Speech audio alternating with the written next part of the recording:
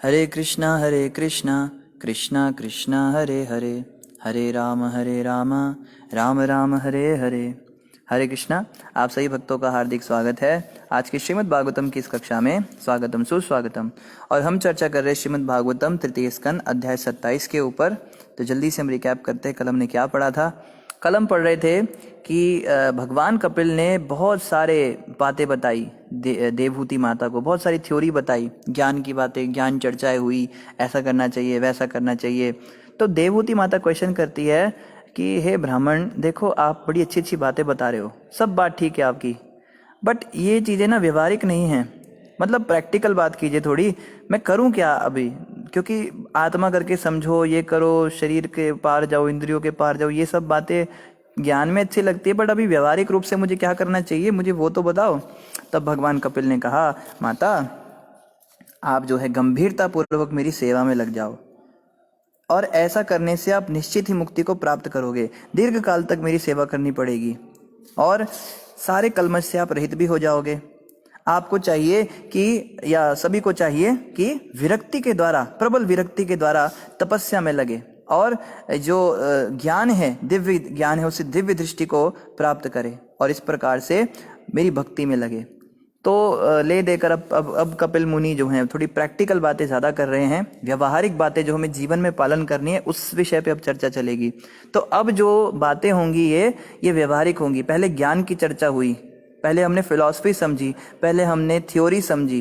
जैसे क्लास में होता है ना कि पहले बच्चे को थ्योरी सिखाई जाती है, बच्चों तुम सब लैब में जाओगे, वहाँ पे ये केमिकल होगा, उसको मत छूना, आपको उस केमिकल को लेना है, उस एपरेटस का ये नाम होगा, उसकी रीडिंग ऐसे लेनी है, सब बता देते हैं। फिर बच्चों को लैब में ले जाते हैं, चलो अब करके दिखाओ।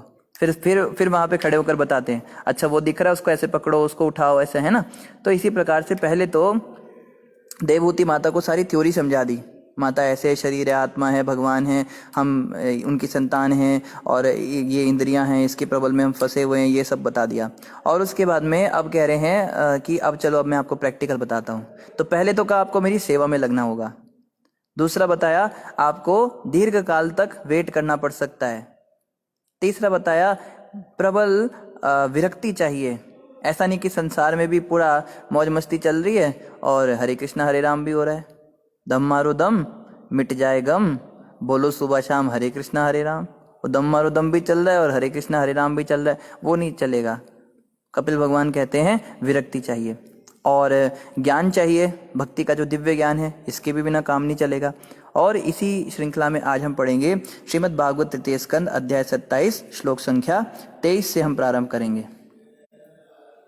आगे यहाँ पे बता रहे हैं, प्रकृति के प्रभाव ने जीवात्मा को ढक कर रखा है, मानो जीवात्मा सदैव प्रज्वलित अग्नि में रह रहा हो, किंतु भक्ति करने से यह प्रभाव उसी प्रकार दूर किया जाता है जिस प्रकार अग्नि उत्पन्न करने वाले काष्ठ खंड स्वयं भी अग्नि द्वारा भस्म हो जाते हैं। तो यहाँ पे कह रहे हैं कि हम जो है ना, हम हैं तो जीवात्मा, हैं तो हम आत्मा, लेकिन हमें ढका हुआ है किसने? प्रकृति के प्रभाव ने। जैसे संसार के अंदर हम जाते हैं तो जबरदस्ती हमारे ऊपर ये चीजें डाली जाती हैं। कोई व्यक्ति बचपन में, बच्चा जैसे होते हैं, उनको सिखाना पड़ता है, बेटा what is your name? My name is Aarush. बेटा what is your father's name? My father's name is Ramlal Sharma. कुछ भी नाम जो है सिखाया जाता है, उसको जबरदस्ती शारीरिक चेतना में लाया जाता है, उसको थोड़ा ना पता होता है। अभी बचपन से अगर बच्चे को सिखाया जाता बेटा what is your name? My name is Krishna Das. What is your father's name? My father's name is Krishna. तो अगर बचपन से दिव्य ज्ञान सिखाया जाता, गुरुकुलों में यही सिखाया जाता था, और गुरुकुल के अंदर बच्चों को सिखाया जाता था, बच्चों तुम आत्मा हो और परमात्मा भगवान श्री कृष्ण के अंश हो। और उसके बाद भौतिक चीजें भी सिखाई जाती थी। जो क्षत्रिय के पुत्र हैं उनको क्षत्रिय धर्म सिखाया जाता था, जो ब्राह्मणों के पुत्र होते थे उनको ब्राह्मण धर्म सिखाया जाता था। फिर जब वो समाज के अंदर आते थे, पढ़ लिख कर अपने धर्म का भी पालन करते थे, अपने कर्म भी करते थे, और साथ ही साथ में भक्ति भी करते थे। पर आजकल के स्कूल में पता नहीं क्या सिखाया जाता है, बच्चे ना तो भक्ति करते हैं ना अपना कर्म करते हैं, कोई धर्म का पालन नहीं करते, कोई आचरण नहीं करते। उनको बस इंद्रिय तृप्ति के लिए सिखाया जाता है, बच्चों तुम्हें बढ़िया पैसा कमाना है और उसके लिए तुमको लोगों की जेबें काटनी है। कुछ मॉरल साइंस के पीरियड भी आजकल होते हैं, पहले तो नहीं होते थे। देखो एक क्रिश्चियन स्कूल्स है ना, इनमें इनमें यही सब सिखाया जाएगा। अंग्रेज कैसे बनना है, अंग्रेज कैसे होते थे बताओ, अंग्रेज खाली तानाशाही करते थे, ये सब काम करते थे। तो हमारे बच्चे भी हम पे हुक्म चलाते हैं। उन जैसे पबजी गेम आया था, पबजी गेम अगर खेलने को मना किया तो बेटे ने बाप को ही चाकू दिखा दिया, खेलने देगा या नहीं खेलने देगा। तो ये जो है आजकल की सभ्यता। पर हम देखते रामायण की भी सभ्यता थी। रामचंद्र जी के पिता ने उनको 14 साल के लिए वन में भेज दिया, वो भी विदाउट एनी रीजन, कोई कारण नहीं था। और रामचंद्र जी ने कहा ठीक है पिताजी मैं जा रहा हूँ। उन्होंने एक बार भी काउंटर आर्ग्यूमेंट नहीं दिया कि पापा ये सब क्या है, मतलब मैंने गलती क्या की, पहले मुझे ये समझाइए। आप एक मेरी सौतेली माँ के कहने के ऊपर आ गए, आप मेरे ऊपर इतना हुक्म चला रहे हैं। मैं अभी जा रहा हूँ पुलिस में आपकी कंप्लेन करने के लिए। तो ये रामायण की कथा जब हम अपने बच्चों को सुनाएंगे तो उनके अंदर संस्कार आएंगे ना। वो सोचेंगे कि देखो रामचंद्र जी ने इतना अपने पिता की बात मानी, मुझे भी माननी चाहिए। लेकिन हम कहानी किसकी सुनाते हैं, हम बॉलीवुड की मूवीज दिखाते हैं उनको। उसमें बाप जो है वो लव स्टोरी होती है, बाप मानता नहीं है शादी के लिए, तो बेटा वो हीरोइन के साथ में भाग जाता है और भागकर उससे शादी कर लेता है, गाने गाता है, नाचता है उसके साथ में। और फिर जो पिता है वो भी बाद में स्वीकार कर लेता है कि चलो ठीक है तुम ही सही हो। इस प्रकार की पिक्चरें दिखा दिखा कर बच्चे लोगों के देखो ये सब कॉन्शियस ब्रेन में जाता है। उनके सब कॉन्शियस ब्रेन में क्या चला जाता है, भाई माँ बाप तो ऐसे ही हैं, वो तो मान जाएंगे, उनको मानना ही पड़ेगा, नहीं मानेंगे तो अलग होकर रहेंगे उनसे। तो यही सब कारण है कि ये जो कुछ भी हो रहा है। तो बहुत ज़रूरी है रामायण भागवत राम और भगवत गीता, इनकी शिक्षाएं हम बच्चों को दें। तो यहाँ पे बताया जा रहा है कि ये सब जो है ज़बरदस्ती हम पे बम्बार्ड किया जाता है संसार के अंदर। मीडिया के द्वारा ये चीज़ें हमारे दिमाग में घुसाई जाती हैं कि तुम्हारा धर्म बेकार है, हिंदू धर्म के अंदर इतनी कुरीतियाँ हैं, हिंदू धर्म के अंदर दहेज प्रथा है। कई औरतें कहती हैं ना कि अच्छा हुआ ये कानून आ गया, अच्छा हुआ वो कानून आ गया, हमारी प्रथाएं बंद हुई, हमारे धर्म ने तो नहीं तो हमें को डुबाई रखा था। लोग सोचते हैं इस प्रकार से, कई स्त्रियां सोचती हैं अभी अच्छा हुआ ये कानून आ गया कि स्त्रियों को, लड़कियों को भी अब प्रॉपर्टी में हिस्सा मिलेगा। पहले तो लड़कों को ही सारा हिस्सा मिल जाता था, तो लड़कियों को बेदखल कर देते थे। तो हमारे शास्त्रों ने तो हमको न्याय नहीं दिया, हमारे न्यायालय ने हमको न्याय दिया। पर क्या आपको पता है कि पहले तो देखो सारा सिस्टम आपने खराब किया। हमारे शास्त्रों में अगर पुत्र को संपत्ति देने का विधान था तो लड़की को दहेज देने का भी विधान था। लड़की का जितना हिस्सा बनता है वो सारा इकट्ठा कर कर उसके शादी के समय पर उसको दिया जाता है ताकि वो उसका सदुपयोग कर सके। अब लड़की को तुम जमीन जायदाद दोगे तो वो उस पर हल थोड़ा ना चलाएगी, फावड़े थोड़ा ना चलाएगी, उसके ऊपर खेती थोड़ा ना करेगी। उसको सामान की जरूरत होती है। अब वो घर बसाने जा रही है, उसका जो जो ज़रूरत का सामान होता है, फ्रिज होता है, टीवी होता है, या बेड होते हैं, या कुकर होते हैं, पंखे होते हैं, ये सब चीज़ें देनी होती है जो उसके काम आएगी। उसको सोना चांदी में उसको तोल के देते हैं लड़की को कि तुम अच्छे से सज सवर के बाहर निकलना घर से, लोग ये ना कहे गरीब घर से आई है। तो उसका गौरव बढ़ता था। और उसके ससुराल वालों को भी गिफ्ट्स दिए जाते थे, उनको भी अच्छे से तृप्त किया जाता था ताकि लड़की जो है सर उठाकर जिए अपने ससुराल में, कोई उसको कुछ कह ना सके। तो इस तरह की सोच थी। ऑफ कोर्स इसमें डिमांड की बात कहीं नहीं थी, शास्त्रों में कहीं नहीं लिखा था कि लड़के वाले डिमांड कर सकते हैं, क्योंकि वो जो दहेज है वो लड़की को दिया जाता था, उसकी फैमिली के लिए नहीं होता था। वो उसका पर्सनल प्रॉपर्टी है, जो उसका हिस्सा है जायदाद का वो उसको दिया जा रहा है। तो उसमें लड़के वालों का कोई अधिकार नहीं होता कि वो डिमांड करे कि इतने लाख रुपए चाहिए, इतनी गाड़ी चाहिए। अरे तुमको लड़की दे रहे हैं, मुझसे बढ़कर क्या है। तो इस प्रकार की जो बातें थी, अब इनका तो खंडन मंडन हो गया। ब्राह्मण जो होते थे वो तो पैसे लेने के लिए लालची हो गए, वो तो शास्त्रों की बातों को घुमा देते थे। किसी ब्राह्मण के मुंह में आप 10,000 रुपये फेंक दो और वो वही बोलने लगेगा जो आप उससे बुलवाना चाहते हो। और जो ब्राह्मण बोलता था उसको सब लोग मान लेते थे। चलो शास्त्रों में यही लिखा होगा, लड़के वाले डिमांड कर भी सकते होंगे, पर ऐसा कहीं नहीं लिखा। तो पहले तो आपने दहेज प्रथा स्टॉप करी, वो पहले तो विकृत करी, उसके बाद उसको बंद किया। देखो कितनी कुरीति हिंदू धर्म में। फिर लड़कियों को मिलना बंद हो गया अब सामान। अब लड़की कह रही है मेरे भाई को सारा प्रॉपर्टी मिल गया, मुझे कुछ मिलता नहीं है, मैं इतने अमीर बाप की बेटी हूँ, गरीब घर में मेरी शादी हुई, मेरा क्या होगा। फिर दूसरा कानून बनाया कि नहीं उनको भी मतलब पहले आपने खुद ही रायता फैलाया, फिर खुद ही उसको समेट कर दिखा रहे हो, देखो हम कितने महान हैं।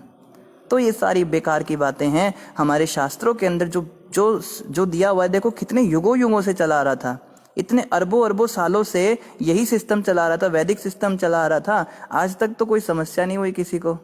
ये अचानक से कैसे पिछले 100 सालों के अंदर या इवन पिछले 50 सालों के अंदर ऐसा भी क्या हो गया कि इतनी सारी समस्याएं कैसे आ गई वैदिक सभ्यता में। इसको समझो, ये एक प्रोपेगेंडा है। जबरदस्ती हमारे दिमाग के अंदर भरने के लिए कि सनातन धर्म बेकार है, और ये भ्रष्ट नेता और बिके हुए जो ये सनातन धर्म के ठेकेदार हैं, इन लोगों ने मिलकर ये सारा क्रियाक्रम चला रखा है। धन्यवादी हैं हम भगवान कृष्ण के कि प्रभुपाद जी प्रकट हुए इस संसार में। अगर प्रभुपाद ना आए होते और उन्होंने इस वैदिक सभ्यता को विदेशियों को ना दिया होता तो आज हम लोग उन विदेशियों को फॉलो कर रहे होते। श्रील प्रभुपाद जी ने बड़े साइंटिफिकली शास्त्रों को समझाया और बताया कि एक्चुअली में यही सभ्यता सही है, वो जो विदेशी कल्चर है वो बिल्कुल घटिया कल्चर है। तो खैर ये बम्बार्ड किया जाता है हमारे ऊपर। इसी तरह हम जीवात्मा है, इस बात को भुलाने के लिए बहुत सारी चीज़ें हैं। आप बाहर जाइए, शेविंग क्रीम का ऐड है और कपड़ों का ऐड है और टेली ब्रांड्स का ऐड है, वो गुब्बारे से फुलाने वाले सोफ़े का ऐड आता है टीवी पे, सोना बेल्ट का ऐड आता है, आप ये ले लो, इससे आपका शरीर पतला हो जाएगा, इससे लंबा हो जाएगा, इससे मोटा हो जाएगा, इससे गोरा हो जाएगा। शारीरिक चेतना के लिए 24 घंटे माया हमारे ऊपर बम्बार्डमेंट करती है। पहले हम टीवी पे कोई ऐड देखते हैं, फिर वही ऐड हम बाहर जाके बिलबोर्ड पे देखते हैं, फिर उसी को हम दुकान के अंदर सामान को देखते हैं। हाँ, और लोग भी इस तरह की बातें करते हैं, अखबार पढ़ते हैं, उसमें भी यही सब होता है। तो 24 घंटे केवल वही सारी शारीरिक चिंतन चलेगा तो कोई कैसे सोचे कि मैं खुद को आत्मा समझ सकता हूँ। अब ले देकर कोई व्यक्ति 1 घंटा मान लो क्लास सुन भी रहा है, भागवत सुन रहा है, उसके अंदर वो ये सुनता है कि हम आत्मा हैं, तो आप 1 घंटा तो ये सुन रहे हो कि हम आत्मा है और 23 घंटा केवल यही सुन रहे हो कि हम शरीर हैं, तो किसका ज़्यादा प्रभाव होगा बताइए। फिर जो भक्त लोग कहते हैं प्रभु जी इतने साल से हम जप कर रहे हैं, इतने साल से तप कर रहे हैं, हमारे पे कोई प्रभाव नहीं पड़ रहा, तो प्रभाव आप पढ़ने भी तो नहीं दे रहे हो ना। 2 घंटा जप करते हो, 1 घंटा क्लास सुन लेते हो, 1-2 घंटा कुछ और कर लेते होंगे, आरती पूजा कुछ कर लेते होंगे, मान लो 5 घंटा भी आपने कर लिया, 6 घंटे भी कर लिया, तो बाकी के जो 18-19 घंटे आपने किया उसी का तो प्रभाव ज़्यादा रहेगा ना। इसीलिए भक्तों को चाहिए असत्संग त्याग एई वैष्णव आचार। जो वैष्णव बनना चाहते हैं, भक्त बनना चाहते हैं, उनके लिए सबसे ज़्यादा ज़रूरी है असत्संग त्याग। ऐसे लोगों का संग त्याग देना जो लोग शारीरिक चेतना में जी रहे हैं, खाओ पियो मजा करो बस। ऐसे लोगों के साथ नहीं उठना बैठना चाहिए, चाहे वो मेरे परिवार के लोग क्यों ना हो, चाहे वो मेरे ससुराल के लोग क्यों ना हो, चाहे वो मेरे ऑफिस के लोग क्यों ना हो, मेरी क्लास के फ्रेंड्स क्यों ना हो। मुझे इन लोगों के साथ केवल काम की बात करनी है और उसके बाद अपना ज़्यादा बातें नहीं करनी है।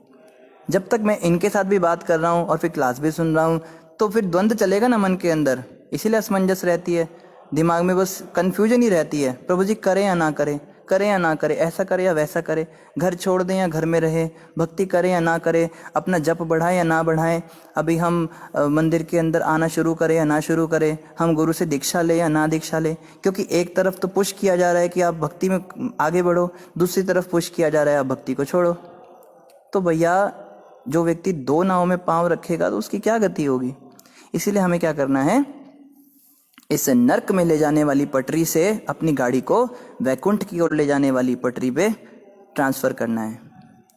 अब जो रेलगाड़ी में बैठे हैं आप में से उनको पता होगा, रेलगाड़ी जब एक पटरी से दूसरी पटरी पे जाती है तो वैसे उछल के नहीं चली जाती, धीरे धीरे जाती है। तो धीरे धीरे धीरे धीरे इस पटरी को छोड़ती है और धीरे धीरे धीरे धीरे उस पटरी को पकड़ना शुरू करती है।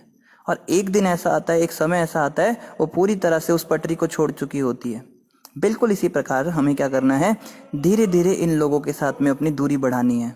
रिश्तेदारों में ज़्यादा बैठना उठना कम करना है, ज़्यादा हा ही कम करना है, किट्टी पार्टियाँ और मजबूरी में भी कई बार जाना पड़ता है, घर में फंक्शन है, शादी ब्याह में जाना पड़ता है, तो कम करना है। लोगों से ज़्यादा इधर उधर की बातें नहीं करनी और साइमल्टेनियसली भक्तों का संग भी बढ़ाना है, सत्संग बढ़ाना है, अपने भक्तों के साथ में फ्रेंडशिप बनानी है, डिवोटीज़ के साथ फ्रेंडशिप बनानी है। जो भगवान के भक्त हैं, फेसबुक पे इतने सारे भक्त आ जाते हैं, हमें तो इतनी हमारी आईडी में भक्त हैं तो इतने, और हमारी उम्र के कितने भक्त मिल जाते हैं, लोकल में भी कितने भक्त मिल जाते हैं।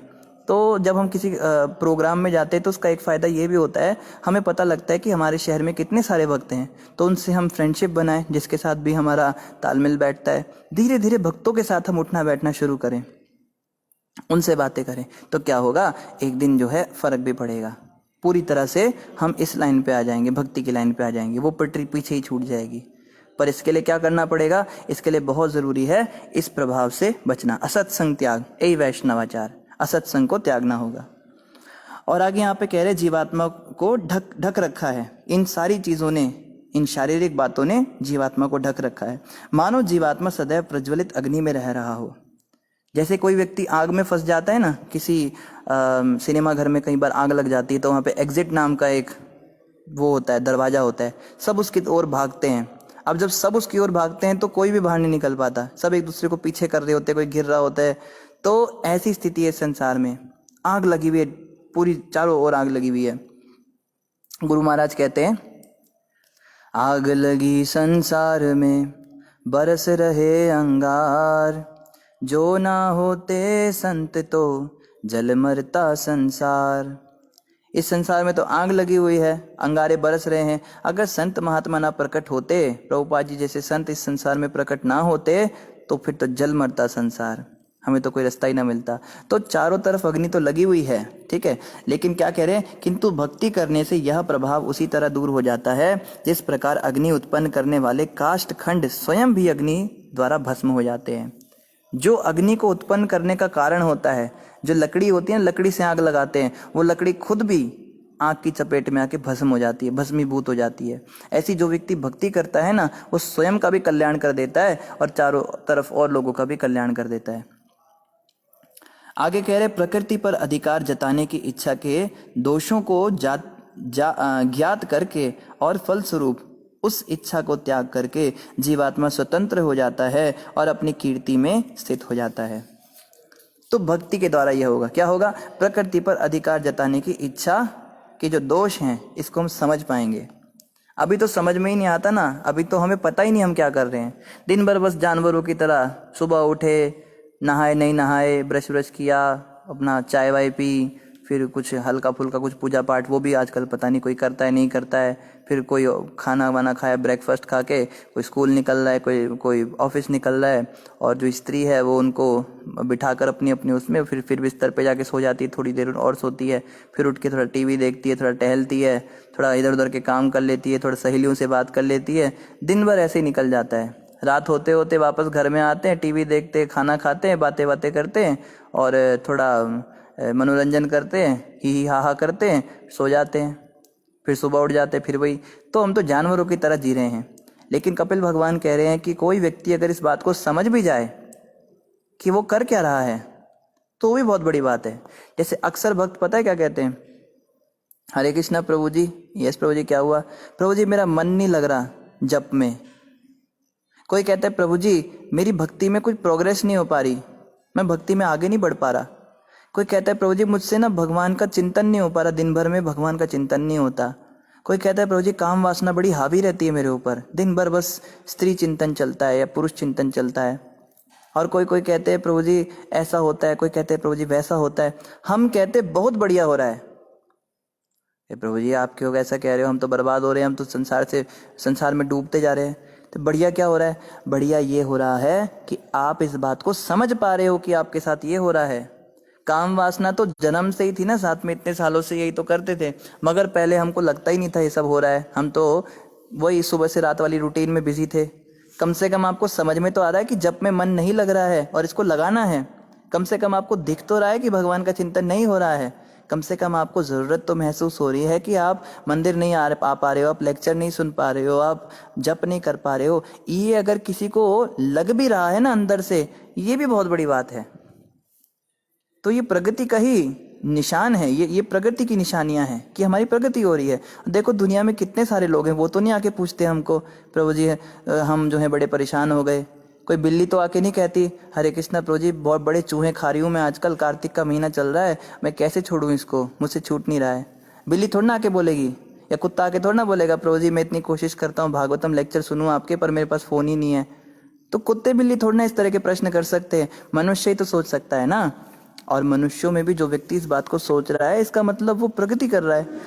तो अगर किसी को लगता है कि मेरे जीवन में बड़ी समस्या चल रही है, मैं भक्ति नहीं कर पा रहा हूँ, कैसे मैं आगे भक्ति करूँ, तो इसका मतलब प्रगति कर रहा है। औसतन तो आजकल जो ज्योतिषी होते हैं उनके पास वही लोग जाते हैं कि इसका जरा हाथ देखना, कितने रुपए की जॉब लगेगी इसकी, इसका हाथ देखने इसकी शादी कब होगी। या इवन बड़े बड़े शुद्ध भक्तों के पास भी लोग आते हैं, महाराज जी के पास आते हैं। महाराज जी के पास आके बोलेंगे महाराज जी हमारी बेटी की शादी नहीं हो रही, हमारे बच्चे का जॉब नहीं लग रहा, हमारे घर में बड़ी समस्या चल रही है, सुख शांति नहीं है मन में, कैसे हम और भोग करें, इंद्रिय भोग करें, हमारा पैसा डूब गया, हमने बिजनेस किया था, आप थोड़ा मदद करो। और वृंदावन में तो इतनी बुरी हालत है, अगर वृंदावन में आप किसी जंगल के अंदर बाबा बन गए ना, वो लोग तो आके पकड़ लेंगे आपको। बाबा सट्टा बता, सट्टा बता। वो कहेगा भाई कौन सा सट्टा, कहाँ बताऊं मैं, जल्दी बता, सट्टा बता, सट्टा बता। कहे भैया कहाँ से तू आ गया, सीधा गर्दन पकड़ लेते हैं, मार दूंगा तुझे जान से, जल्दी सट्टा बता। तो उन लोगों को बस ये लगता है जो ऋषि मुनि होते हैं, बाबा लोग होते हैं, ये सट्टा बताएंगे, नंबर बताएंगे, कौन सा नंबर निकलने वाला है सट्टे में, तो उस नंबर की टिकट हम खरीद लेंगे और हम जीत जाएंगे। इनको सब पता होता है, लोग बस यही काम करने के लिए आते हैं। तो अगर हम दिमाग के अंदर अगर इस प्रकार का भाव भी रखते हैं, भक्तों के पास जाके हम ऐसे प्रश्न करते हैं कि भक्ति में कैसे आगे बढ़ें, तो इसका भी मतलब है कि प्रगति तो हो रही है। इसी बात को यहाँ पे कपिल भगवान कह रहे हैं, जब उसको ऐसे दोषों का ज्ञात हो जाता है, समझ जाता है कि वो ऐसा कर रहा है, फलस्वरूप उस इच्छा को त्याग करके जीवात्मा स्वतंत्र हो जाता है और अपनी कीर्ति में स्थित हो जाता है। तो जब हम सोचेंगे, इस विषय पर विचार करेंगे कि भक्ति में प्रोग्रेस नहीं हो रहा है, तो थोड़ा एंडीवर करेंगे, थोड़ी मेहनत भी करेंगे, फिर गुरुजन हमको गाइड भी करेंगे, भगवान भी अंदर से प्रेरणा करेंगे, तो भक्ति हो भी जाएगी, भगवान के पास भी चले जाएंगे। तो कम से कम सोचना बंद नहीं करना। ये नहीं कि प्रभु जी अब इतना साल हो गए, कुछ हो तो रानी छोड़ो, ऐसा नहीं, लगे रहो, बस लगे रहो, एक दिन तो होगा, हैं, हम होंगे कामयाब एक दिन। स्वप्नावस्था में मनुष्य की चेतना प्रायः ढकी रहती है और उसे अनेक अशुभ वस्तुएं दिखती हैं, किंतु उसके जगने पर तथा पूर्ण चेतना होने पर ऐसी अशुभ वस्तुएं उसे विभ्रमित नहीं कर सकती। सपने में हम कई बार देखते हैं बड़ा बुरा हो जाता है, मगर जब हम जाग जाते हैं फिर उसका कोई प्रभाव नहीं रहता। ठीक उसी प्रकार क्या होता है, प्रकृति का प्रभाव किसी प्रबुद्ध मनुष्य को हानि नहीं पहुंचा सकता, भले ही वह भौतिक कार्यकलापों में ही व्यस्त क्यों न रहता हो, क्योंकि वह परम सत्य की सच्चाई को जानता है और उसका मन भगवान में ही स्थिर रहता है। तो जिस प्रकार से व्यक्ति जो जागा हुआ है, जो जानता है कि मैं यही हूँ जो शरीर है। सपने में तो व्यक्ति अपने आप को भूल जाता है ना, सपने में कोई कुत्ता समझता है खुद को, कोई चिड़िया समझता है, या कोई पुरुष स्त्री समझता है, तो कुछ किसी और ही दुनिया में चले जाते हैं। तो जो व्यक्ति सपने में जी रहा है, जो सपने में लगेगा, लेकिन जो व्यक्ति जगा हुआ है उसको ये सब चीजें नहीं डरा सकती। इसी प्रकार से जब तक हम इस घोर निद्रा में सोते हैं, तमोगुणी घोर निद्रा, कि मैं तो शरीर हूँ, हाय प्रभु जी कैसे होगा, मेरा घर कैसे चलेगा, मेरा कैसे बिजनेस होगा, मेरे बच्चे, प्रभु जी बच्चे पैदा करूं। आपको पता है बच्चा पालना कितना मुश्किल होता है, एक बच्चा पालने के लिए इतनी मेहनत लग रही है, दूसरा बच्चा करे नामुमकिन, या भक्ति करे, जॉब करे, प्रभु जी कैसे करे, क्या करे, लोग घबराए हुए हैं। तो वो लोग कौन है, वो वही हैं जो सपना देख रहे हैं। ये दुनिया कुछ नहीं है, हमारा कौन क्या बिगाड़ सकता है बताओ। मीरा जी तो कहती हैं, सूली ऊपर सेज हमारी, सोना किस विद होए, गगन के ऊपर सेज पिया की, मिलना किस विद होए, हेरी मैं तो प्रेम दीवानी, मेरा दर्द न जाने कोई, दर्द की मारी बन बन डोलूं, वैद मिलिया नहीं कोई, मीरा की प्रभु पीर मिटे जब, वैद सांवरिया होए, हेरी मैं तो मेरा दर्द न जाने कोई। देखो मीरा जी क्या कह रही हैं, कहती हैं मेरी तो सेज ही सूली के ऊपर है, मैं तो कांटों के ऊपर सोती हूँ, रात को सोती हूँ तो ऐसा लगता है कांटे चुभ रहे हैं, सोना किस विद होए, मुझे कैसे नींद आएगी। तो कोई कहे फिर आपको क्या क्या करते हो आप, तो गगन के ऊपर सेज पिया की, मिलना किस विद होए, बस मैं यही सोचती रहती हूँ मेरे कृष्ण कब मिलेंगे मुझे, मेरे पिया जो मेरे पति हैं, मैं तो कृष्ण को अपना पति मानती हूँ, और वही पति हैं भी, मानने की क्या बात है, मैं तो केवल यही सोचती हूँ उनको कैसे मिलना है। तो जब इस चेतना में कोई व्यक्ति रहता है, भगवान कैसे मिलेंगे, तो सांसारिक तो दुख उसको समझ में ही नहीं आएंगे।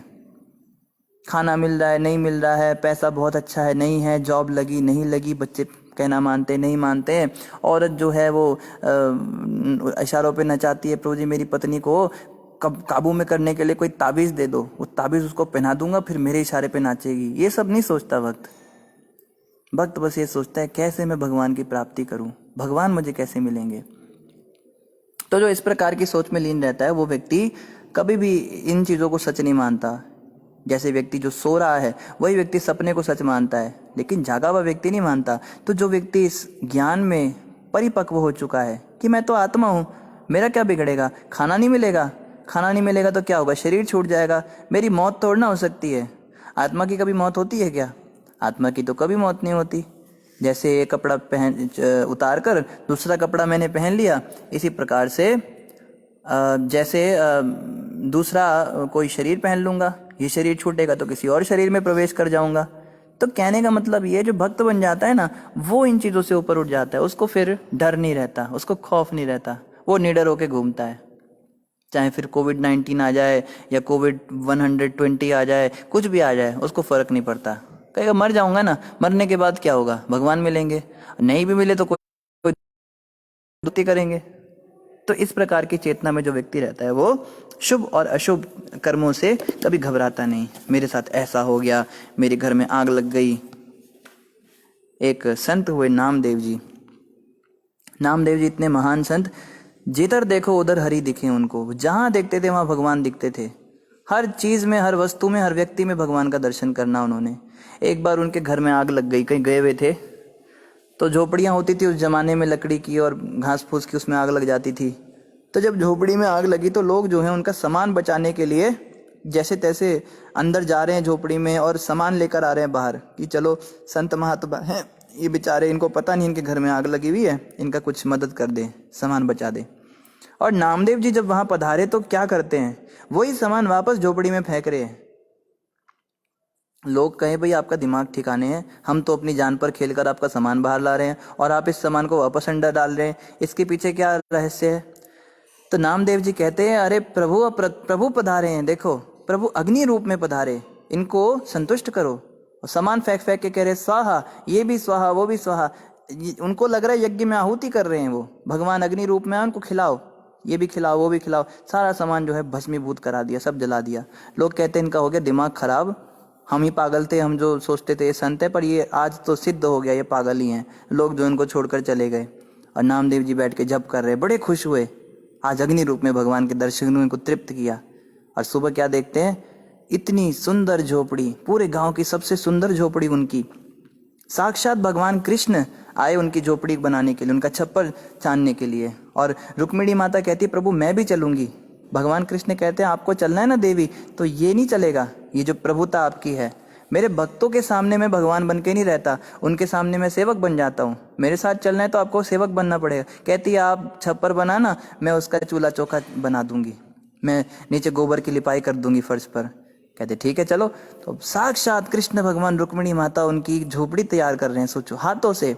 कृष्ण को जरूरत नहीं है, कृष्ण भगवान संकल्प करें ऐसे कुछ जादू छोड़ने तो बड़ी बड़ी महल दो महले खड़े हो जाएं, पर अपने भक्तों के लिए भगवान सेवा करने के लिए ललायत रहते हैं। ऐसे भक्तों की पर्सनल सेवा करने के लिए कृष्ण बड़े ललायत रहते हैं और झोपड़ी बना रहे हैं।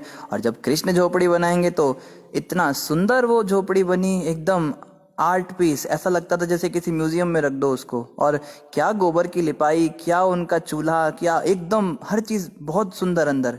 तो सुबह गांव वाले इकट्ठे हो गए, कहते कल रात तो इसमें आग लग गई थी, ये नामदेव जी ने इतनी जल्दी दोबारा भी बना ली। तो नामदेव जी को पूछते हैं कि किससे बनवाई आपने, कौन सा कारीगर ऐसा है जिसने रातों रात इतनी सुंदर झोपड़ी बना दी, हमें भी उसका एड्रेस दो, हमें भी नंबर दो। नहीं नंबर तो नहीं होते थे, मतलब उसका बताओ कहाँ पे रहता है वो, हम भी थोड़ा बनवाएंगे, अपने घर की छप्पर बनवाएंगे। तो नामदेव जी कहते हैं आप लोग चाहते हो ऐसी झोपड़ी बनाना? हाँ चाहते हैं। तो उसके लिए काम करना पड़ेगा। क्या? अपनी झोपड़ी में आग लगानी पड़ेगी और सारा सामान उसमें फूकना पड़ेगा। लोग कहते हैं हम तो पहले सोच रहे थे शायद पागल है, नहीं अब तो बिल्कुल ही कहते हैं दिमाग ठीक है आपका, कोई अपनी झोपड़ी जलाएगा? सब चले गए छोड़ के। नामदेव जी कहते भैया अगर सांवरिया से अपनी झोपड़ी बनवानी है तो झोपड़ी को जलाना तो पड़ेगा। तो कहने का मतलब यह है जब संसार की कोई वस्तु को हम त्यागते हैं ना, तो कृष्ण हमें और भी सुंदर रूप में उसको देते हैं। ऐसा नहीं सोचना चाहिए जैसे अभी हमारे बाद में ले लीजिए आप, वैसे हम अपने को महान नहीं कह रहे, महान तो खैर है भी नहीं, हम जानते हैं क्या है, पर चलो जो भी है, भगवान गुरु की कृपा से घर बार जो है छोड़ने के प्रयास किया। माता पिता को छोड़ते समय दिमाग में बहुत सारी बार ये आ रहा था, माँ इतना ध्यान रखती है, कौन ध्यान रखेगा, कैसे होगा, क्या होगा, मेरा क्या होगा, मेरे माँ बाप का क्या होगा। कई लोग कहते हैं ना कि आपने सारा घर बार छोड़ दिया, आपके माँ बाप का क्या होगा? या आप कहाँ मंदिरों में मरते फिर रहे हो, यहाँ कोई आपका ध्यान नहीं रखेगा, घर में सब ध्यान रखते हैं। या हम किसी को कहते हैं आप मंदिर में आओ, प्रभु जी कौन ध्यान रखेगा, कैसे होगा? तो घर के अंदर एक माँ को छोड़ने के बाद इस मंदिर के अंदर इतनी सारी माएँ मिली, आपको हम बता नहीं सकते। सब मातृत्व भाव से पूरित। कोई तो आके कहती है "ए, आपको ठंड लगती होगी, मैंने स्वेटर आपके लिए बनाया", अपने हाथ से बुनकर लाती है। कोई कहती है मैंने आज ही आपके लिए लड्डू बनाए, वो लड्डू लेके आती है। कोई कुछ करती है, कोई कुछ करती है। एक बार चोट लग गई पैर में, तो हमने बताया नहीं किसी को, हम चुपके चुपके जा रहे थे, पर थोड़ा सा पैर हल्का सा हिल रहा था ऐसे, तो एक माता की नज़र पड़ गई। कहती क्या हुआ, मुझे दिखाओ। मैंने कहा कुछ नहीं है माता, उसने जो है ज़बरदस्ती करी, दिखाओ। तो चोट देखते ही वो तो रोने लगी। वो फटाफट से जो है पता नहीं क्या वो लेकर आई, कुछ सामान लेकर आई, फटाफट उसने पट्टी कर दी सब। कहती आप भी हमारे बेटे हो, आप ये मत सोचा करो कि आपकी कोई माँ नहीं है। और एक बार हम बीमार पड़ गए बहुत ज़्यादा। तो जब बीमार पड़े तो एक प्रभु जी का कॉल आया। वो कहते प्रभु जी मुझे सुबह से कुछ अजीब सा लग रहा है, आप ठीक तो? मैं कहा हाँ ठीक है। वो पिता क्यों मर के हमारे? कहते नहीं। फिर किसी और भक्त से बात करी तो पता लग गया बीमार। तुरंत आए, बड़ी सी गाड़ी में बिठाया हमको। हमारे पिता भी इतनी बड़ी गाड़ी में हमको नहीं बिठा सकते थे। और वो एसी लगा रहे, प्रभु जी बैठे हैं, वो कभी कोई कोल्ड ड्रिंक ला रहा है, कोई नारियल पानी ला रहे हैं। प्रभु जी कमजोर हो गए। अब प्रभु जी की तो मजे आ गए। और प्रभु जी को बड़े से हॉस्पिटल के अंदर बहुत बढ़िया ट्रीटमेंट, सब मुफ्त में हो रहा है। हमको कोई पैसे थोड़ा ना लगते हैं। तो बताओ, जो चीज हम त्यागते हैं वो इतनी ज्यादा बढ़कर कृष्ण हमको देते हैं, लेकिन हम घबराते हैं कि हम त्यागें कैसे। ये बातें जो है ना, ये समझ में आती हैं बाद में, उस समय समझ में नहीं आती। तो लोग सोचते हैं कि कैसे रहेंगे, कहाँ खाएंगे। हमारे गुरु महाराज अक्सर बताते हैं कि जब वो घर छोड़कर आ रहे थे तो ऐसे तो कभी सोचा नहीं, पर फिर भी दिमाग में आ जाता है एक बार को कि कहाँ रहेंगे, कैसे खाएंगे, खाना पीना कहाँ मिलेगा। लेकिन बताते जब से मैंने भक्ति में जीवन समर्पित किया है, आज तक कभी ऐसा नहीं हुआ कि भूखे पेट सोया हूँ। ज्यादा ही खाया है, कभी कम नहीं खाया। ये उनके शब्द है महाराज जी के। और हमारा भी ये एक्सपीरियंस है। जब से मंदिर में आए हैं, हमारे घर में कभी एसी नहीं था, हम तो कूलर में सोने वाले व्यक्ति थे। मंदिर के अंदर हमेशा एसी के कमरे में रहने को मिला। और बड़ी बड़ी गाड़ियों में घूमते हैं। और मजे की बात ये, किसी का मेंटेनेंस नहीं करना। गाड़ियों में भी बैठो और लोग आके पैर भी छुएंगे, पैसे भी देंगे, जेब में लिफाफा डाल देंगे कि आप चाय पानी रख लेना, अपना कुछ खर्चा कर लेना। वो पैसे तो खैर हम जमा कर देते, पर जो भी है, भगवान कृष्ण कभी कमी नहीं करते। तो नामदेव जी की वो बात हमें याद आ गई कि जो अपने घर को जलाएगा ना, उसी को ऐसी झोपड़ी मिलेगी। तो समझने की बात है। जो लोग समर्पण नहीं कर पाते भगवान को, जो लोग सोचते हैं कि प्रभु जी ये कैसे होगा, वो कैसे होगा, मंदिर में आएंगे तो हम कभी बीमार पड़े तो हमें कौन इलाज कराएगा, या हमें दूध मिलेगा क्या पीने को, मंदिर में तो हमने सुना है ऐसे ही ऐसा। अरे बहुत बढ़िया रखते हैं भगवान, किसी चीज़ की कोई कमी नहीं होती। इतनी तो इज्जत कभी घर में नहीं मिलती थी जितनी यहाँ पे मिलती है। हर चीज़ में एकदम कृष्ण भगवान कभी कमी नहीं करते। लेकिन बहुत दुर्भाग्य है हमारा, हमें भगवान पे विश्वास नहीं, हमें शास्त्रों की बातों पर विश्वास नहीं, हमें गुरु की बातों पर विश्वास नहीं। इसलिए हम जो है चूक जाते हैं। हम उसको नहीं छोड़ पाते। हम घर गृहस्थी में फंसे रहते हैं, हम माँ बाप के प्यार में और इन सब चीज़ों में फंसे रहते हैं। हम उसको उससे पार नहीं हो पाते।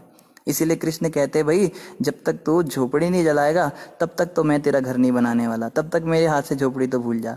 तो नामदेव जी ऐसे संत हुए तो हर चीज़ में भगवान को देख लेते थे। तो इस प्रकार से जो ऐसे मनुष्य होते हैं, ये कैसे होते हैं, जैसे यहाँ पे बताया जा रहा है। मनुष्य जब इस तरह अनेक अनेक वर्षों तक, अनेक जन्मों तक भक्ति एवं आत्म साक्षात्कार में लगा रहता है, तो उसे किसी भी लोक में, यहाँ तक कि सर्वोच्च लोक ब्रह्म लोक में भी भोग से पूर्ण विरक्ति हो जाती है और उसमें चेतना पूर्णतया विकसित हो जाती है। लगे रहना पड़ेगा। देखो बार बार वही बात आ रही है। एक दो श्लोक छोड़ छोड़ के कपिल भगवान एक ही बात बार बार बोल रहे हैं, लगे रहो।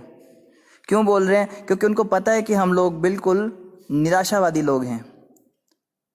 हम थोड़ी सी मेहनत करते हैं, फिर हमको रिजल्ट नहीं दिखता तो हम छोड़ ही देते हैं। हम कहते हैं चलो चेंज करो, दूसरा रास्ता अपनाओ, ये इसमें काम नहीं हो रहा है। लेकिन यहाँ पे कहा जा रहा है लगे रहो, छोड़ना नहीं है, भक्ति मार्ग में लगे रहो। आज दिख नहीं रहा है कुछ। ऐसे एक बार हम जा रहे थे, उधमपुर की बात है, तो एक साधु थे, वो बड़े अच्छे लगते थे। वो हमको अच्छी अच्छी बातें बताते थे। शमशान घाट पे मिलते थे, वहाँ पे हम पुस्तक वितरण करने जाते थे। शमशान घाट पे बड़ा अच्छा पुस्तक वितरण होता था। वहाँ लोग गीता बड़ी खरीदते थे, क्योंकि उधर थोड़ा सा वैसा ही मूड होता है लोगों का, कुछ नहीं है संसार, कुछ नहीं है, तो गीता बड़ी निकलती थी वहाँ।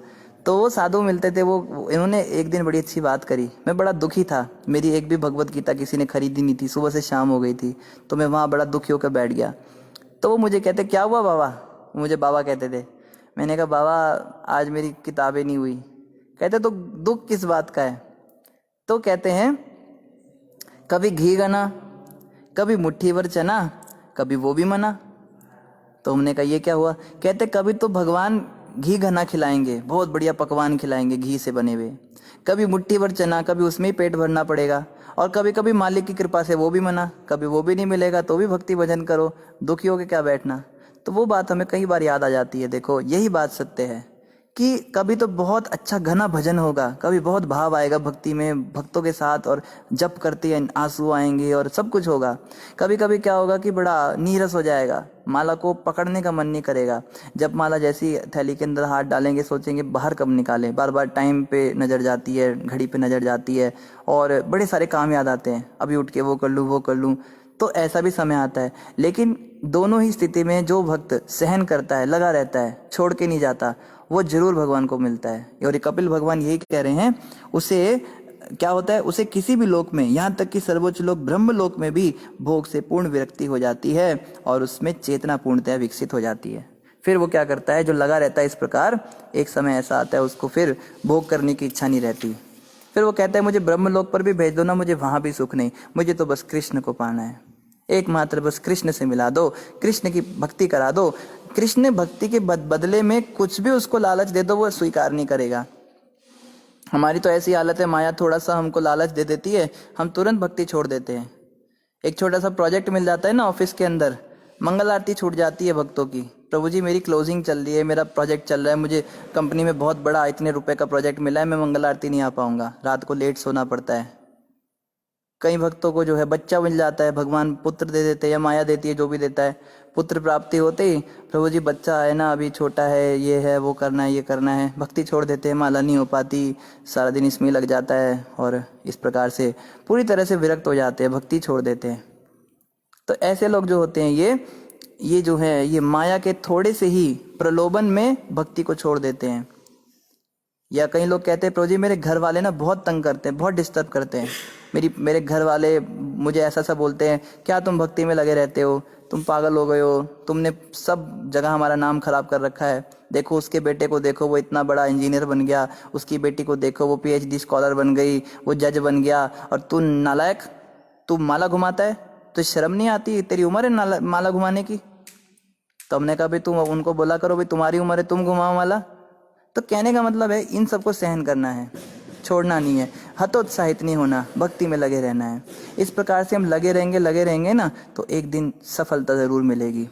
घबराना नहीं होता। कई लोग जो होते हैं वो पाप से घबरा जाते हैं, प्रभु जी बता नहीं सकते क्या हो गया हमसे, तो क्या हो गया बताओ, तो बता ही नहीं सकते, इतनी घिनौनी हरकत कर दी, तो क्या हुआ, तो हम भक्ति करने के लायक नहीं, हमारा नहीं हो सकता उद्धार ना, कुछ नहीं हो सकता प्रभु जी, मतलब इतने साल इतना कुछ किया, इतना मैंने, और आत्मग्लानि इतनी ज्यादा हो जाती है। देखो ग्लानि तो होनी चाहिए, कोई भी पाप कर्म अगर हमसे हो जाए तो हमको पश्चाताप तो करना चाहिए, मन को महसूसना चाहिए, प्रश्न करना चाहिए, जलन होनी चाहिए हृदय में, कैसे हो गया मुझसे, लेकिन इतनी भी नहीं होनी चाहिए कि भक्ति छोड़ दें।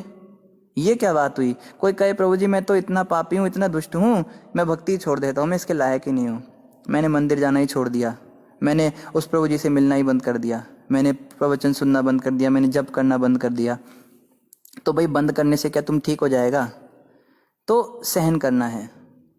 आदतें बिगड़ी हुई हैं, बचपन से कभी भक्ति के बारे में तो सुना नहीं, अभी 2 4 5 साल से 10 साल से थोड़ा बहुत कुछ गीता भागवत पढ़ लिया, तो क्या एकदम से शुद्ध भक्त थोड़ा ना बन जाएंगे? पाप कर्म भी होंगे हमसे, पर उसके लिए पश्चाताप जरूर करना है, लेकिन इतना ज़्यादा नहीं होना कि बिल्कुल ही हम हतोत्साहित हो जाएं, मेरा तो कुछ हो ही नहीं सकता, आए मैं तो मर गया, मेरा तो प्रभु जी कुछ नहीं हो सकता, रहने दो, आप क्यों मेरे पे इतना समय बर्बाद करते हो, जाओ प्रभु अपना काम करो, मेरा कुछ नहीं हो सकता। ऐसे नहीं होना चाहिए, हतोत्साहित नहीं होना, उत्साहित रहना है, कभी तो कृष्ण कृपा करेंगे, कभी तो मैं शुद्ध हो जाऊंगा। और देखो पहले यही बोला ना कपिल भगवान ने, एक एक बात बड़ी जरूरी है। कपिल भगवान ने कहा देखो तुम तो आत्मा हो ना, भोग किया इंद्रियों ने, पापी था मन, विषयी कामी बुद्धि हो गई थी, भ्रमित हो गई थी, तो आत्मा कहाँ से बीच में आ गई? ये सारे पाप की प्लानिंग और कृत्य सब तो उन्होंने किया। ये सब करके उन्होंने आत्मा के ऊपर ब्लेम डाल दिया कि तू व्यक्ति बड़ा गंदा है, तेरे से बड़े पाप होते हैं। और हम आ जाते हैं उनकी बातों में, हम कहते हैं प्रभु जी मैं तो बड़ा बेकार हूँ, मेरा से तो कुछ होने वाला नहीं। अरे भैया तुम आत्मा हो, तुम सच्चिदानंद हो, कृष्ण की तुम संतान हो। कृष्ण की संतान के अंदर कभी कोई पाप की प्रवृत्ति आ ही नहीं सकती। ये सब तो मलिन मन करा रहा है ना हमसे, इसकी बातों में नहीं आना हमको। ये ऐसी बातें करके और ऐसी हमको ब्लेम कर करके हमें भक्ति से हटाना चाहता है, पर हमें भक्ति से नहीं हटना है, हमें लगे रहना है। तो इस प्रकार से सोचना चाहिए कि जो भी बुरे कर्म हो रहे हैं ये मलिन मन के कारण हो रहे हैं। प्रकृति के 3 गुण मुझको प्रभावित कर रहे हैं, मुझे इससे लड़ना है, मुझे फाइट करना है। जैसे एक आर्मी का योद्धा होता है ना, कई भक्त तो, एक भक्त तो ऐसा बता रहे थे कि जब कोई जप करने बैठता है, माला झोली हाथ में लेता है, तो मानो उसने गन पकड़ के कोई उस पे बैठा हो, बॉर्डर पे बैठा हो, ऐसी उसकी हालत होती है। अब कहो भाई कैसे आप ये कह रहे हो, ये तो मंदिर में आराम से बैठा है, वो बेचारे बॉर्डर पे आर्मी वाले जो इतना मेहनत करते हैं। नहीं, यहाँ भी मेहनत है।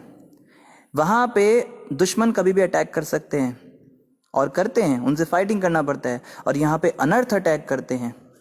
भक्ति में रहते हुए हमारे 6 अनर्थ मुख्य हैं, बाकी और भी बहुत सारे हैं। काम, क्रोध, लोभ, मद, मोह, अहंकार, ये 6 के 6 बार बार अटैक करते हैं। कभी काम वासना इतनी बढ़ जाती है, भक्ति छोड़ दो भक्ति, बस इसके साथ बातें करते रहो, रात दिन चैटिंग करते रहो और इसका फोटो देखते रहो, उससे मिलने जाओ, या शादी हो गई तो बस पत्नी के साथ ही बैठ के बातें करते रहो। ये सब दिमाग में आता है, दिमाग पूरा भ्रमित हो जाता है उस समय और बहुत सारे गलत काम हो जाते हैं। और तब लगता है क्या मुंह लेकर भगवान के पास जाएं, कैसे माला करें। नहीं, करते रहना है। ये माला नहीं, ये मशीन गन है हमारी, यही तो हमें बचाती है। जो आर्मी वाला समर्पण कर दे, अपनी मशीन गन को छोड़ के हाथ दोनों खड़े कर दे दुश्मन के आगे, उसकी तो हो गई हार।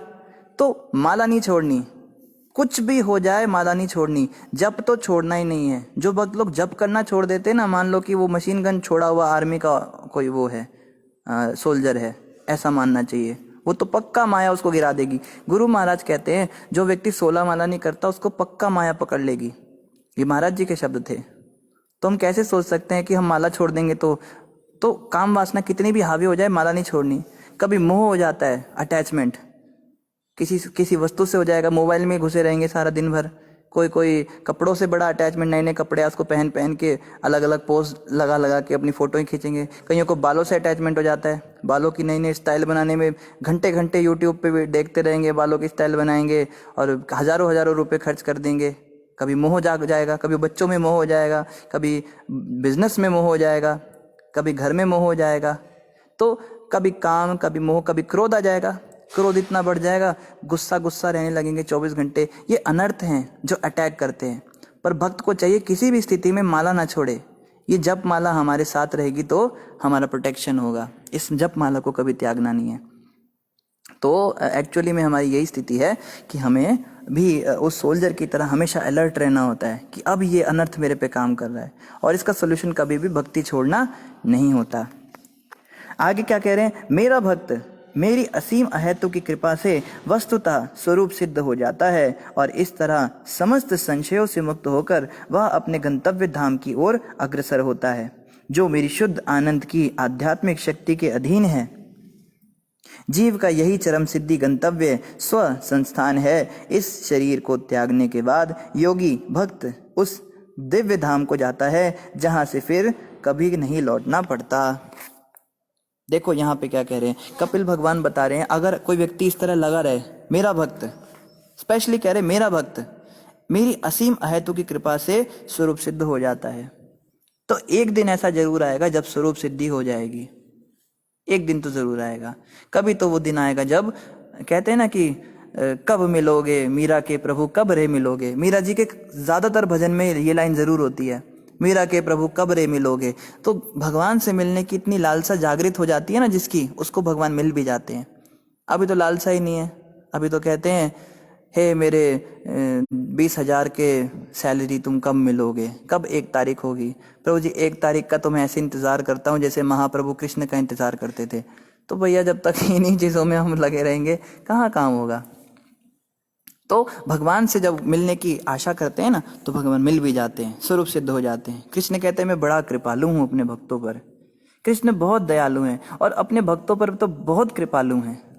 जैसे कोई बच्चा होता है ना छोटा, तो उसको पता है उसके पिता उसकी मदद कर ही देंगे। उसको सोचना नहीं पड़ता कि आप में से किसी ने सोचा क्या कभी बचपन में कल का खाना कहाँ से आएगा, राशन कहाँ से आएगा, अरे आलू प्याज के रेट इतने बढ़ गए, पेट्रोल के रेट इतने बढ़ गए, कभी दिमाग में ही नहीं आता था हमारे।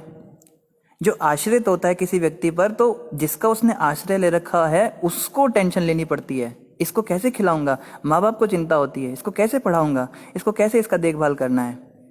इसलिए लोग कहते हैं ना कि प्रभु जी हम तो बस बच्चे ही बना रहना चाहते हैं, हम बड़े ही नहीं होना चाहते, क्योंकि आश्रित रहना चाहते हैं। और ये संभव है। कोई ये ना सोचे कि प्रभु जी ये तो संभव ही नहीं है, बच्चे बनकर कैसे रह सकते हैं, हमें बड़ा तो बनना ही पड़ेगा।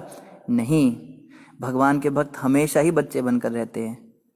पहले बचपन में माँ बाप पालते थे, अब कृष्ण पालेंगे। वो क्या कहते हैं, दीना बंधु दीनानाथ मेरी डोरी तेरे हाथ।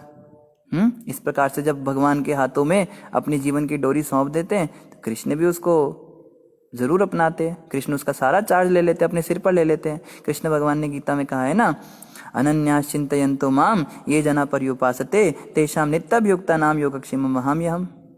उसका सारा जिम्मेदारी मैं लेता हूँ, जो अनन्य भाव से मेरा भजन करेगा।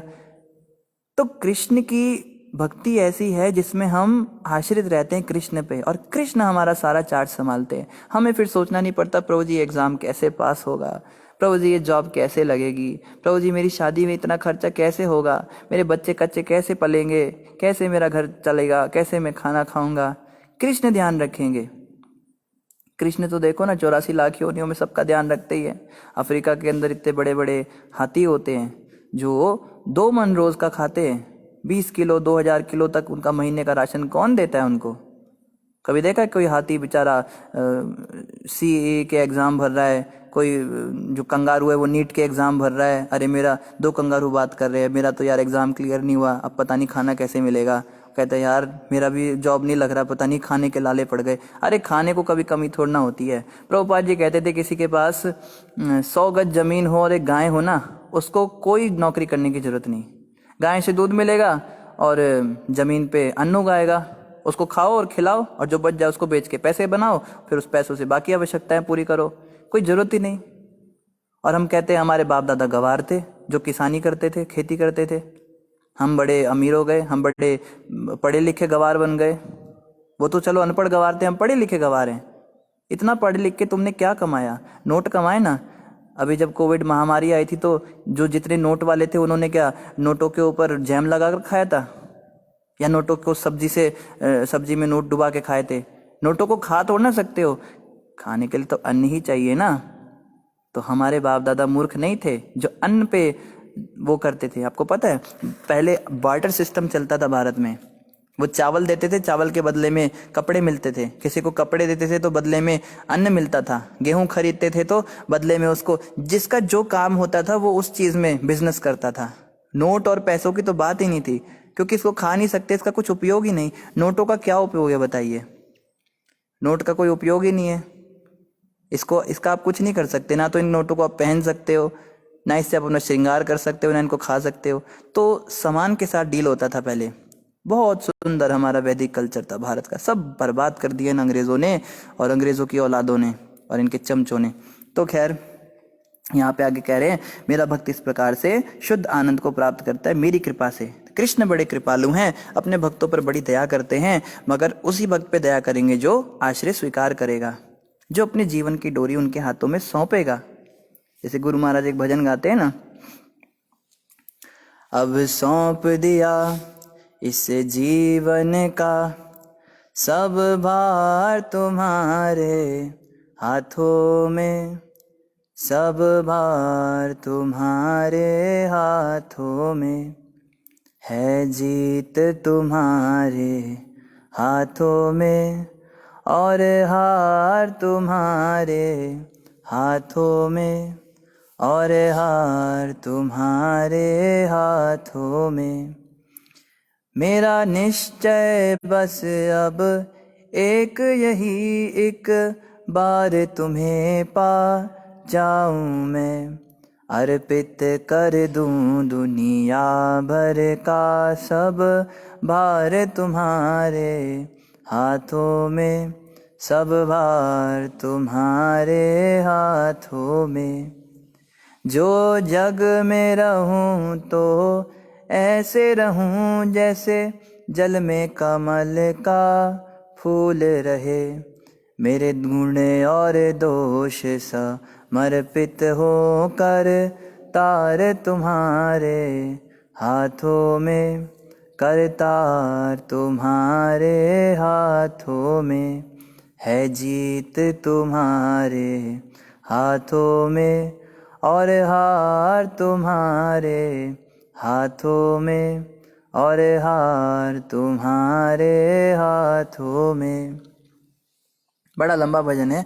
तो कहने का मतलब यही है, भगवान के हाथों में सौंप दो भैया, एकमात्र भगवान को प्राप्त करने का अपना निश्चय कर लो, तो कृष्ण जरूर मिल जाएंगे। और जग में इस तरह से रहना है जैसे कमल का फूल रहता है।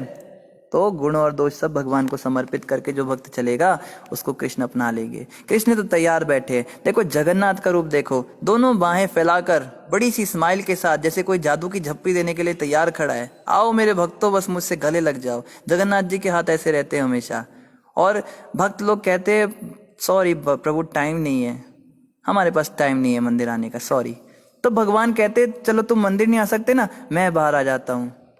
बाहर निकल के घर घर जाते हैं, सबके गलियों में घूमते हैं, डोलते हैं जगन्नाथ जी, और सबको देखकर गले लगाने के लिए तैयार रहते हैं। अरे तू गले लग जा, आ जा, तू मेरे साथ आ जा। देखो हम कैसे मूर्ख हैं, हम संसार में फंसे हुए हैं, ठगनी माया के चक्कर में पड़े रहते हैं। भगवान को ऐसे जगन्नाथ भगवान को छोड़ दिया हमने। कृष्ण तो तैयार बैठे हैं दोनों हाथ फैलाकर। क्या हमने तैयारी करी? क्या हमने कृष्ण को मिलने की इच्छा करी? अगर हम कृष्ण से मिलना नहीं चाहेंगे तो कृष्ण भी कैसे हमसे मिलेंगे? तो ये बात हमें ध्यान रखनी है कि कृष्ण तो हमसे मिलना चाहते हैं, पर हमें भी कृष्ण से मिलने की इच्छा करनी है। इन्हीं शब्दों के साथ आप सभी का धन्यवाद। प्रशांत श्रीवास्तव जी कह रहे हैं हरे कृष्णा प्रभु जी, और कैसे हो आप? प्रभु जी कृपा है आप जैसे भक्तों की। मुझे ये बताओ कि स्टडी में मैं मन कैसे लगाया जाए? प्रभु जी प्लीज कृपा करके बताएं। आपको दंडवत प्रणाम है। हरे कृष्णा, राधे कृष्णा, गोविंद राधे राधे राधे। चलो आपने हमें मंत्र दीक्षा भी दे दी। तो बड़ी अच्छी आपने बात कही प्रभु जी। पढ़ाई में मन तो तभी लगेगा ना जब हम फोकस होंगे, और अगर हम सोचेंगे और कृष्ण भगवान को हम प्रार्थना करेंगे, कृष्ण भगवान ये पढ़ाई करके हम आपकी भक्ति नहीं छोड़ेंगे, इस पढ़ाई को करने से हम आपकी सेवा करेंगे। कल को जो भी हमारा जॉब लगेगा, जो भी ओहदा मिलेगा, जो भी बड़ी पोस्ट पोजीशन मिलेगी, उससे हम आपके भक्तों की सेवा करेंगे, आपकी सेवा करेंगे। एक माता है, वो बेचारी डॉक्टर की तैयारी कर रही है, तो दिन भर पढ़ती रहती है। कहती है प्रभु जी जब करने का टाइम नहीं, तब करने का टाइम नहीं। तो उसको हमने बोला माता तुम ऐसा करना, जब तुम डॉक्टर बन जाओगी ना तो भक्तों को तुम फ्री में इलाज करना। कहती है मैं तो प्रभु जी बोर्ड लगा दूंगी अपने क्लिनिक के आगे, अगर एक माला का महामंत्र का जाप करोगे तो मैं फ्री में इलाज कर दूंगी तुम्हारा। तो वो अंदर बैठा के जाप कराएगी, उनको फ्री में इलाज करेगी। तो अगर हम इस तरह से भगवान को आश्वासन दे कि प्रभु मैं फंसूंगा नहीं, आप मेरी पढ़ाई में मदद करो और इसको करने से मैं भक्ति में और आगे बढ़ूंगा, तो कृष्ण मदद करेंगे आपकी। लेकिन अगर हम फंसने वाले बात करेंगे, हम कहेंगे भाई जॉब लग गई, अब प्रभु जी अब क्या हो गया, काम खत्म हो गया, बस अब क्या महामंत्र जपना है, अब अनुष्ठान पूरा हो गया, अब विसर्जन कर दो, माला का भी विसर्जन कर दो, कंठी माला का भी विसर्जन कर दो, तो कृष्ण नहीं देंगे। तो प्रभु जी बहुत जरूरी है, भक्ति नहीं छोड़नी। आगे कह रहे टाइम को कैसे हैंडल करें हम के सब के लिए टाइम मिले प्रभु जी प्लीज। हरे कृष्णा। प्रभु जी सबके लिए टाइम निकालोगे ना तो टाइम ही आपको इस संसार से निकाल देगा। कई लोग कहते हैं ना हम टाइम पास कर रहे हैं, आप टाइम को पास नहीं कर रहे हैं, एक्चुअली टाइम आपको पास कर रहा है। टाइम आपको इस संसार से आपको बर्बाद करके और नरकों में भरने की तैयारी करना है। तो सबको टाइम देने की कोशिश नहीं करनी है प्रशांत जी। हमें क्या करना है, हमें भगवान को टाइम ज्यादा से ज्यादा देना है। जब हम भगवान को समय देंगे तो फिर भगवान हमारी चार्ज संभालेंगे। अभी हमने भजन में यही सुना ना, जब जब संसार का कैदी बनूं निष्काम भाव से कर्म करूं। जब हम निष्काम भाव से कर्म करेंगे, भक्ति करेंगे भगवान की, तो कृष्ण भगवान हमारे सारे कार्यों को संभालेंगे। फिर माँ का हॉस्पिटल में इलाज कैसे होना है वो कृष्ण देखेंगे, पिताजी को कैसे क्या क्या सपोर्ट करना है फैमिली में वो देखेंगे, फाइनेंशियल सपोर्ट कैसे करना है, बहन की शादी कैसे करनी है, भाई को कैसे सेट करना है, कृष्ण अपने आप अरेंजमेंट करेंगे। आपके पास सामने से लोग आकर आपकी मदद करने लगेंगे। आप सोचोगे कि मैं तो कभी कर ही ना पाता, ये सब कैसे हो रहा है। तो पहले भी हमने बताया था, एक भक्त बता रहे थे उनके साथ चमत्कार हुए, बहुत पुराने हैं वो, 20 साल से दीक्षित हैं। कह रहे थे प्रभु जी मेरी बेटी की शादी होने ही नहीं वाली थी, मेरे पास पैसे ही नहीं थे, कहाँ से सब कुछ अरेंजमेंट हो गया कुछ नहीं पता लगा। तो प्रशांत जी बस भक्ति करो, भक्ति भजन में मन लगाओ, भगवान से प्रार्थना करो, भगवान आपकी मदद करेंगे। सबका समय अपने आप, आपको समय उनके साथ बर्बाद ही नहीं करना पड़ेगा, लोगों के सब काम भी हो जाएंगे, सारी जिम्मेदारियां भी पूरी हो जाएंगी और हमारे लिए बस भक्ति करने के लिए समय बचेगा। फिर उस बचे हुए समय में बस भक्ति करनी है। महामंत्र का जाप ज़्यादा से ज़्यादा करो। आप कितनी माला करते हो? आप कोशिश करो कम से कम 16 माला का जाप रोज़ करो। 16 नहीं होती, 8 माला कम से कम करो। इससे कम तो नहीं करनी चाहिए स्टूडेंट्स को, क्योंकि उसके पीछे भी साइंस से हमने पहले डिस्कस किया था। माला करने से हमारी फोकस पावर भी बढ़ती है। हरे कृष्ण कृष्ण कृष्ण हरे हरे, हरे राम राम राम हरे हरे। तो आप सभी का धन्यवाद। किसी का और कोई प्रश्न हो तो आप कमेंट पर डाल सकते हैं। वैकुंठ प्रभु ने ग्रुप का लिंक डाल दिया है, तो ग्रुप में आप ज्वाइन कर सकते हैं। और महाराज जी के आज के प्रवचन का भी लिंक डाल दिया है, प्रवचन भी अवश्य सुन सकते हैं। सभी का धन्यवाद। हरे कृष्णा। ग्रंथराज श्रीमद् भागवत महापुराण की जय, जगत गुरु श्रील प्रभुपाद की जय, गौर भक्त वृंद की जय।